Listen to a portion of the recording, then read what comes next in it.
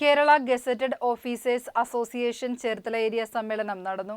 Kerala gazetted officers association 36ാമത് Cherthala area സമ്മേളനം പിന്നോക്ക വികസന corporation chairman advocate K Prasad ഉദ്ഘാടനം ചെയ്തു.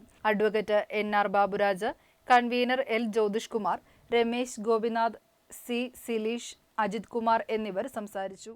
രാജ്യത്ത് തന്നെ പൂർണ്ണമായിട്ട് വന്നുകൊണ്ട് നിയമനിർമ്മാണം നടത്തുവാൻ പര്യാപ്തമായിട്ടുള്ളൊരു സംവിധാനമായിട്ട് ഈ ഇന്ത്യ രാജ്യത്തിന് അധികാരത്തിൽ വന്ന ഗവൺമെന്റ് സ്വാതന്ത്ര്യാനന്തരം വന്നത് പോകില്ല എന്ന് തോന്നിയതുകൊണ്ടാണ് മഹാത്മാഗാന്ധിജി അടക്കം പറഞ്ഞത്, എൻ്റെ തൊണ്ട വരണ്ടിരിക്കുന്നു, എൻ്റെ മനസ്സ് വരണ്ടിരിക്കുന്നു, എനിക്കൊരു സന്ദേശവും നൽകുവാനില്ല എന്ന് പറഞ്ഞുകൊണ്ട് അദ്ദേഹം നിലപാടെടുത്തത്. സ്വാതന്ത്ര്യാനന്തരം അധികാരത്തിൽ വന്ന ഗവൺമെന്റിലും അങ്ങനെ പ്രതീക്ഷ അർപ്പിച്ചിട്ട് കാര്യമില്ല. അവർ ആ നിലയിൽ എന്താണോ ഗാന്ധിജിയൊക്കെ ഉദ്ദേശിച്ചത്, ഭൂമി കൂടിയിരിക്കുന്ന വലിയൊരു പ്രശ്നമാണല്ലോ, അതിനടക്കം പരിഷ്കരണം വരുത്തുവാൻ പര്യാപ്തമായ നിലയിലല്ല. കാരണം ഉടമയുടെ വർഗത്തിന്റെ പ്രതിനിധിയടക്കം നമ്മുടെ രാജ്യത്തിന്റെ സ്വാതന്ത്ര്യാനന്തര കാലത്തെ ഭരണചക്രം തിരിക്കുവാനുണ്ട്. അതിന്റെ വർഗപരമായ ഉള്ളടക്കം സംബന്ധിച്ച് മഹാത്മാഗാന്ധി അടക്കം മനസ്സിലാക്കിയിരിക്കാം. അതുകൊണ്ടായിരിക്കും അദ്ദേഹം അങ്ങനെ പറഞ്ഞത്. കാരണം നമ്മൾ പിന്നീട് വിലയിരുത്തിയിട്ടുണ്ട്.